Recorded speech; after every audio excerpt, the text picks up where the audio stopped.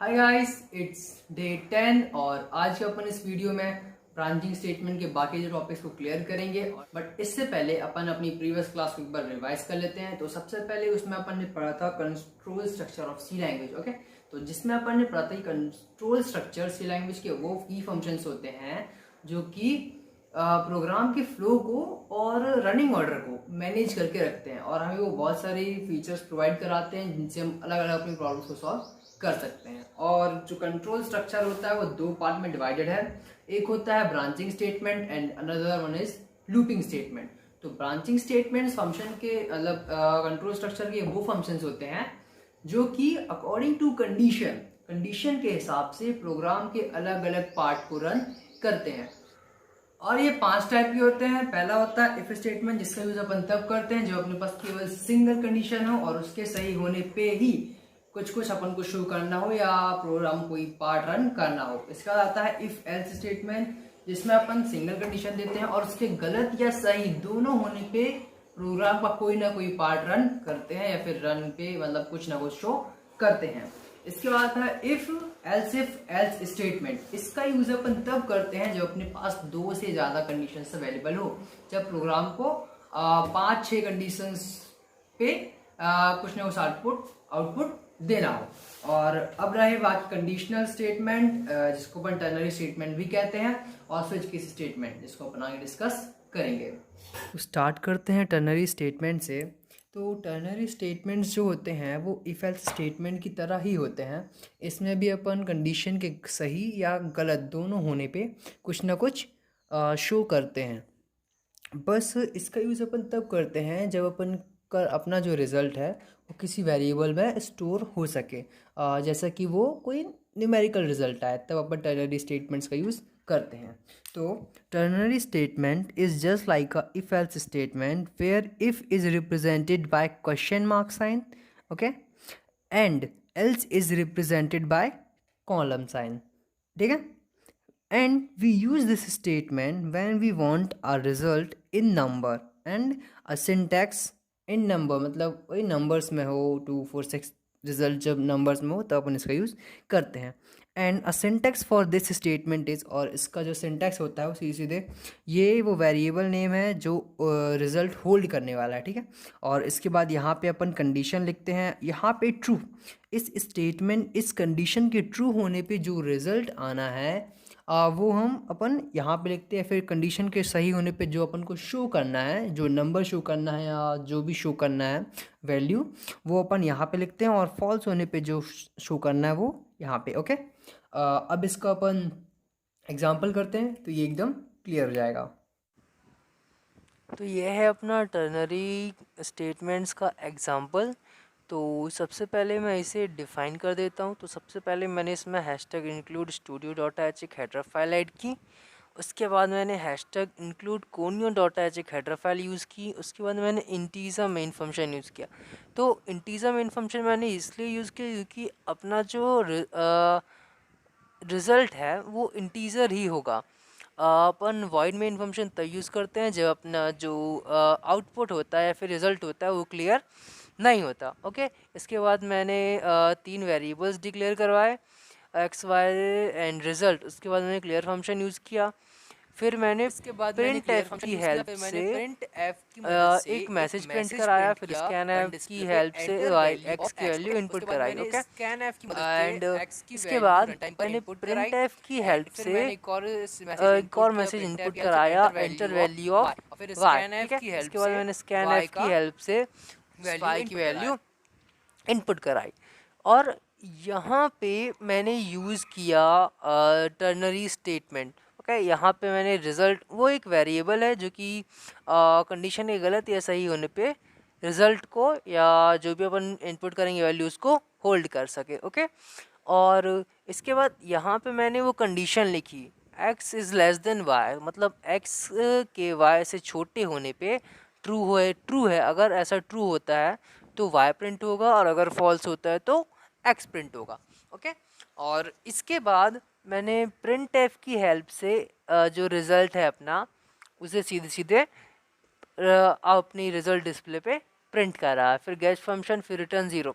जब अपन integer variable main function use करते हैं तो रिटर्न 0 लिखना जो होता है वो कंपलसरी होता है, ठीक है। और उसके बाद सेमी कॉलम क्लोज। तो यहाँ तक जो अपना प्रोग्राम है वो पूरा लिख चुका है। अब बात रही इसे कंपाइल करने की। तो अब अपन इसे कंपाइल करते हैं तो इसके आए 0 एरर। तो अब अपन इसे रन करते हैं। ये देखिए इसने पूछा एंटर वैल्यू ऑफ एक्स, तो मैंने एक्स की वैल्यू इनपुट की, एंटर किया। फिर इसने पूछा वैल्यू ऑफ वाई, तो मैंने वाई की वैल्यू इनपुट की and wait a minute, enter. तो देखिए इसने सोचा ग्रेटर नंबर इज 927। तो ये किसकी वैल्यू थी, y की। और अपन ने वहाँ पे कंडीशन क्या लिखी थी, x अगर छोटा है y से तो ट्रू होने पे y प्रिंट होगा।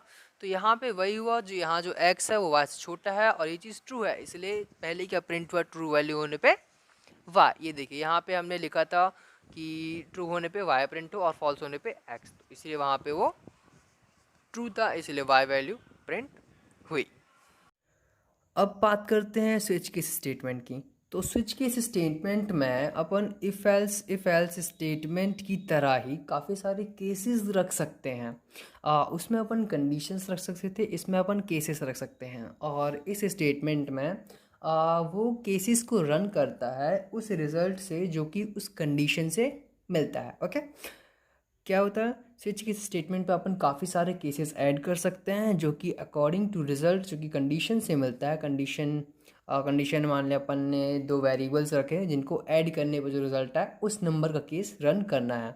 तो ऐसे टाइप की चीज़ें अपन इसमें कर सकते हैं और ये जो होती है ये एक एग्जांपल से एकदम क्लियर हो जाएगा, ठीक है।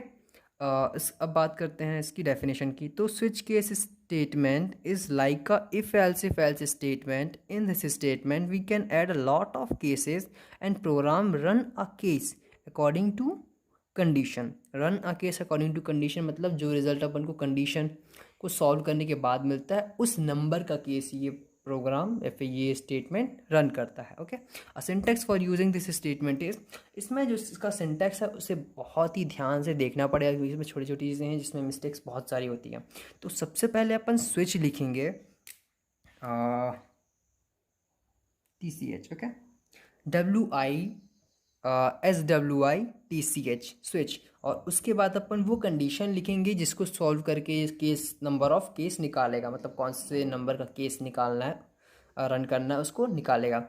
उसके बाद कर्ली ब्रेसेस ओपन, उसके बाद केस वन, अपन केस वन लिखेंगे, फिर यहाँ पास कॉमा कॉलम होगा, कॉलम साइन। ओके, यहाँ पे फिर अपन कॉलम साइन यूज़ करेंगे। उसके बाद ब्लॉक ऑफ स्टेटमेंट, यहाँ पे वो सारा स्टेटमेंट अपन लिख सकते हैं जो अपन चाहते हैं केस वन में हो। उसके बाद ब्रेक, अपन को हर केस के बाद ब्रेक लगाना बहुत ज़रूरी है और ब्रेक के बाद अपन सेमी कॉलम यूज़ करते हैं। ओके, ऐसे चाहें तो अपन इसमें काफ़ी सारे केसेस ऐड कर सकते हैं, केस 2, केस 3, केस 4 या फिर जितने भी अपन चाहें। बट दो चीज़ें याद रखना है, अपन को केस के बाद नंबर लिखना है, उसके बाद कॉलम साइन, और कि ब्लॉक ऑफ स्टेटमेंट ख़त्म होने के बाद अपन को ब्रेक का यूज़ करना है और उसके बाद सेमी कॉलम साइन। याद रखिए कैपिटल का यूज़ नहीं करना है, मैं यहाँ पे लिखते जा रहा हूँ बट कैपिटल्स का यूज़ नहीं करना है। प्रोग्रामिंग में ज़्यादातर हमेशा स्मॉल लेटर्स का ही यूज़ किया जाता है। तो इस टाइप से इस चीज़ को फॉलो करके आप काफ़ी सारे जितने चाहे उतने केसेस रख सकते हैं। और केसेस के बाद आता है डिफ़ॉल्ट। तो लास्ट में अपन को डिफ़ॉल्ट ज़रूर ऐड करना है। डिफ़ॉल्ट के बाद भी सेमी कॉलम एंड उसके बाद फिर ब्लॉक ऑफ स्टेटमेंट जो भी डिफ़ॉल्ट में हो आप डाल सकते हैं, और उसके बाद ब्रेक, फिर सेमी कॉलम, फिर कर्ली ब्रेसेस क्लोज। इसका जो सिंटैक्स है बहुत कंफ्यूजिंग है, और जो छोटी छोटी चीज़ें हैं जैसे कॉलम लगाना है या सेमी कॉलम लगाना है, ब्रेक है, फिर ब्लॉक ऑफ स्टेटमेंट है, फिर डिफ़ॉल्ट है, तो इसी से थोड़े प्रैक्टिस के बाद ही क्लियर होंगी। अब इसका अपन एग्जाम्पल करते हैं। तो ये है अपना स्विच केस स्टेटमेंट का एग्जांपल। तो सबसे पहले मैं इसे डिफाइन कर देता हूँ। सबसे पहले मैंने इसमें hashtag include studio dot H एक हेडर फाइल इंक्लूड की। उसके बाद hashtag include conio dot H एक और हेडर फाइल इंक्लूड की। फिर मैंने वॉइड मेन फंक्शन यूज़ किया, फिर करली ब्रेसेस ओपन, देन मैंने दो वेरिएबल्स डिक्लेयर किए x और y, फिर मैंने क्लियर फंक्शन यूज़ किया, फिर मैंने y की वैल्यू इनपुट की 3। उसके बाद मैंने प्रिंट टैग की मदद से एक मैसेज शो कराया एंटर नंबर, ओके। फिर मैंने स्कैन f की हेल्प से x की वैल्यू रन टाइम पर ही इनपुट कराई, ओके। इसके बाद मैंने यहाँ पे स्विच केस स्टेटमेंट का यूज़ किया। यहाँ पे अपन ने स्विच लिखा, उसके बाद ये कंडीशन लिखी जिसका यूज़ करके अपन को मतलब कौन सा केस प्रिंट करना है ये फिक्स होगा। यहाँ पे मैंने y माइनस एक्स लिखा, मतलब y की वैल्यू में से x के लिए जो भी अपन इनपुट करेंगे उतना माइनस के बाद जो भी नंबर अपन को मिलेगा उस नंबर का केस ये रन करेगा, ठीक है। तो इसके बाद मैंने केसेस प्रिंट मतलब लिखे, केस 1 लिखा जहाँ पे मैंने एक सेमी कॉलम यूज़ किया है, और उसके बाद मैंने यहाँ पे केवल एक कोड ऑफ लाइन लिखी है, आप thousands of code of line भी लिख सकते हैं। फिर मैंने केस 2 प्रिंट किया, और यहाँ याद रखिए ब्रेक के बाद जो है सेमी कॉलम यूज़ हुआ है और केस के बाद कॉलम यूज़ हुआ है, और अपन कितनी भी प्रिंट मतलब लाइनें यूज़ कर सकते हैं, कोड ऑफ लाइन्स लिख सकते हैं, और जो भी चाहें वो आप लिख सकते हैं इन मतलब केसेस के प्लेस पे। जो भी ब्लॉक ऑफ स्टेटमेंट वहाँ पे आप कोई भी ब्लॉक्स या कोई फंक्शंस यूज़ कर सकते हैं, ओके। फिर मैंने डिफ़ॉल्ट यूज़ किया, डिफ़ॉल्ट के बाद सेमी कॉलम, फिर मैंने प्रिंट एफ में उसमें मतलब मैसेज शो किया एंटर वैलिड नंबर, फिर मैंने ब्रेक यूज़ किया। ब्रेक के बाद सेमी कॉलम है, इस चीज़ को आप याद रखिएगा। इसके बाद मैंने कुछ नहीं किया, जस्ट ब्रेक का यूज़ किया, semi column close, gauge function use किया और सेमी कॉलम क्लोज। अब इसे कंपाइल करते हैं तो अपने आए 0 एरर। अब इसे रन करते हैं, तो रन किया और इसने पूछा एंटर नंबर। तो जैसे मैंने नंबर 1 एंटर किया, इसने शो किया केस नंबर 2। तो अपन ने वहाँ पे y की वैल्यू 3 डाली थी और कंडीशन डाली थी कि y माइनस एक्स, मतलब y माइनस एक्स। तो इसने 3 में से 1 माइनस की 2 आया, तो जो 2 रिजल्ट आया तो उसने नंबर 2 केस प्रिंट कर दिया। तो ये है स्विच केस की वर्किंग स्ट्रेटजी। और अगर आपको प्रोग्राम बनाने में कोई प्रॉब्लम हो रही है या फिर कोई क्वेश्चंस हैं तो आप नीचे कमेंट कर सकते हैं, मैं आपकी पूरी हेल्प करूँगा। एंड जितने भी आपके फ्रेंड्स हैं जो प्रोग्रामिंग लैंग्वेज में इंटरेस्टेड हैं तो उन सबको आप वीडियो शेयर करिए, चैनल रेफ़र करिए। And thank you for watching, keep supporting and like this video.